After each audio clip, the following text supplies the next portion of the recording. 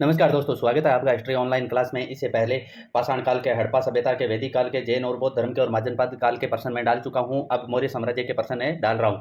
ये पुराने एग्जाम में पूछे हुए प्रश्न है और बार बार रिपीट होते हैं। इसका पहला प्रश्न है, भारतीय पुरालेख से संबंधित अधोलिखित कथनों को पढ़िए। खरोष्ठी लिपि जो कि दाएं से बाएं लिखी जाती थी, मुख्यतः प्राचीन भारत के गंधार क्षेत्र में व्यवहृत थी। गुप्त ब्राह्मी का विकास सिद्ध मातृका नामक लिपि से हुआ है। जेम्स प्रिंसेप ने प्रियदर्शी नाम से जारी किए गए शिलालेखों के शासक के रूप में मौर्य शासक अशोक की पहचान की है। उपरोक्त में से कौन सा से कथन सत्य है?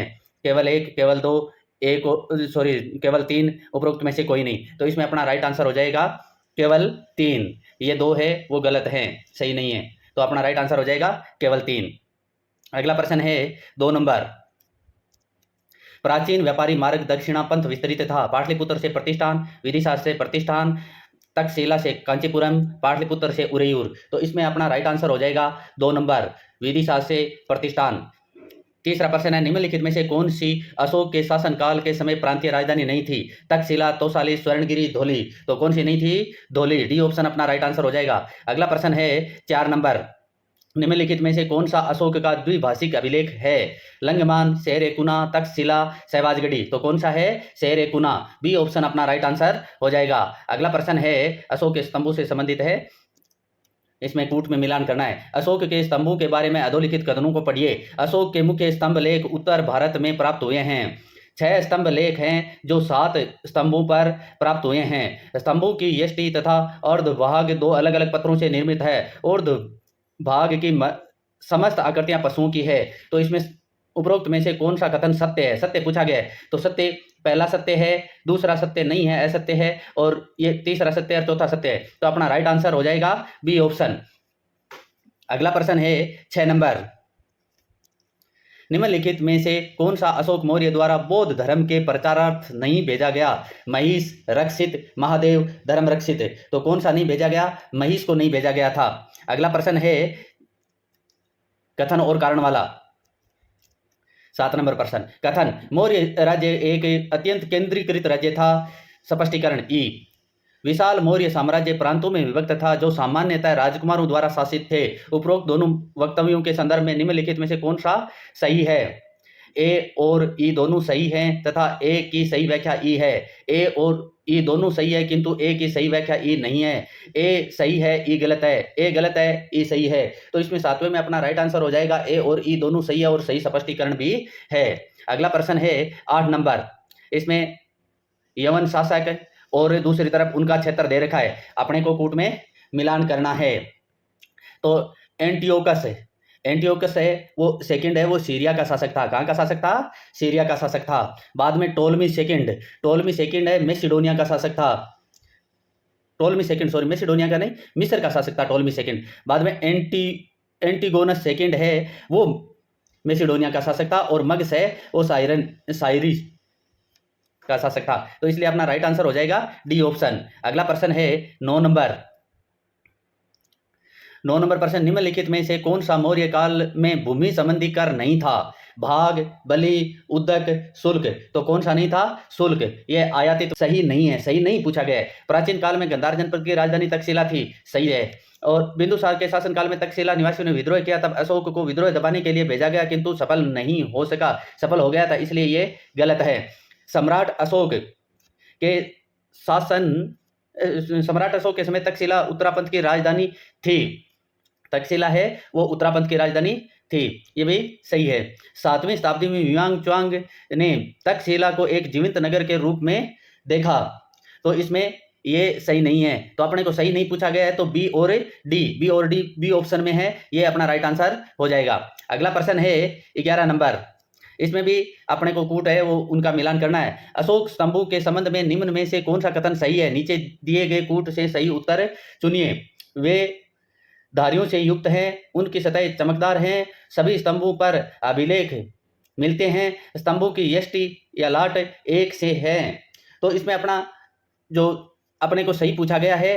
तो इसमें जो 11 नंबर प्रश्न है उसमें एक तो बी सही है, सतह चमकदार है, और एक डी सही है। बाकी ये दोनों धारियां नहीं है, और उसमें सभी स्तंभों पर अभिलेख भी नहीं है, कई सीधे भी सपाट भी हैं, कोई अभिलेख उन पे नहीं है। तो इसलिए अपना राइट आंसर हो जाएगा डी ऑप्शन। अगला प्रश्न है 12 नंबर। प्राचीन भारत का कालखंड जिसमें मंडल कूपों या घेरदार कुओं का उल्लेख सबसे पहले उल्लेखित मिलता है, मौर्य काल में, गुप्त काल में, महाजनपद काल में, वैदिक काल में। तो किस काल में मिलता है? मौर्य काल में। अगला प्रश्न है 13 नंबर। अधोलिखित में से कौन सा सुमेलित नहीं है? तो सुमेलित नहीं पूछा गया है। सारनाथ सिंह सारनाथ स्तंभ है, उस पर 4 सिंह है, और उसके बाद में रामपुरवा सांड है, संकीसा अश्व नहीं है, यही गलत है, और अपना राइट आंसर यही हो जाएगा, लौरिया नंदनगढ़ सिंह है। अगला प्रश्न है 14 नंबर। सारनाथ स्तंभ पर कुल कितने पशुओं की आकृतियां हैं? 4, 1, 5, 8। तो कितने पशुओं की आकृतियां हैं? 8 पशुओं की आकृतियां हैं। अगला प्रश्न है 15 नंबर। अशोक के सारनाथ स्तंभ के सिंहों के सिर पर रखे हुए महाधर्म चक्र में कितनी तीलियां थी? 12, 22, 32, 41। तो कितनी तीलियां थी? 32 तीलियां। अगला प्रश्न है यूनानी नाम अमित्रोचेटस किस मौर्य शासक का समानार्थी है? चंद्रगुप्त का, अशोक का, बिंदुसार का, सुसीम का। तो किसका समानार्थी है? बिंदुसार का। अगला प्रश्न है 17 नंबर। अशोक का कौन सा शिलालेख कलिंग युद्ध के विषय में बताता है? 5वां, 7वां, 13वां, 14वां। तो कौन सा बताता है? 13वां। सी ऑप्शन अपना राइट आंसर हो जाएगा। अगला प्रश्न है 18 नंबर। निम्नलिखित किस मौर्यकालीन अभिलेख में दुर्भिक्ष काल में सहायता प्रदान किए जाने की विवरण प्राप्त होता है? जोगढ़ अभिलेख, महास्थान अभिलेख, नीतूर अभिलेख, एरागुंडी अभिलेख। तो कौन सा अभिलेख है? महास्थान अभिलेख। बी ऑप्शन अपना राइट आंसर हो जाएगा। अगला प्रश्न है 19 नंबर। अशोक स्तंभों के बारे में निम्नलिखित कथनों पर विचार कीजिए। यह स्तंभ चुनार के पत्थर से निर्मित होते हैं। स्तंभों की यष्टि भाग सजावट विहीन किंतु पोलिशदार है। यष्टि के शीर्ष भाग में एक पाषाण को अधोमुखी कमल के रूप में उकेरा गया है। अधोमुखी कमल के ऊपर एक चौकी है जिस पर मनुष्य तथा पशु की मूर्तियां दर्शाई गई है। तो इसमें मनुष्य की मूर्तियां कहीं भी नहीं दर्शाई गई है। इसमें अपना राइट आंसर हो जाएगा बी ऑप्शन। बाकी ये तीनों सही हैं। मनुष्य की मूर्तियां नहीं दर्शाई गई है, सिर्फ पशुओं की मूर्तियां दर्शाई गई है। अगर पशुओं की मूर्तियां होती तो चारों सही हो जाते। अगला प्रश्न है 20 नंबर। निम्नलिखित किस स्थल पर स्थित स्तूप अवशेषों से अशोक की प्रस्तर पर उद्धृत प्रतिमा प्राप्त हुई है जिसमें उसका नाम उत्कीर्ण है? कनगनहल्ली, अमरावती, सांची, देह कुठार। तो कौन सी है? कनगनहल्ली। ए ऑप्शन अपना राइट आंसर हो जाएगा। कौटिल्य ने अहितक शब्द का प्रयोग किस संदर्भ में किया है? गुप्तचर, दास, पार्षद, व्यापारी। तो किसके संदर्भ में किया है? दासों के संदर्भ में किया है। अगला प्रश्न है 22 नंबर।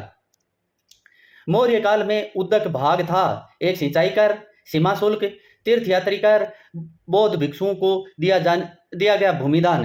तो उद्दक क्या था? 22 में अपना राइट आंसर हो जाएगा एक सिंचाई कर, 1 नंबर।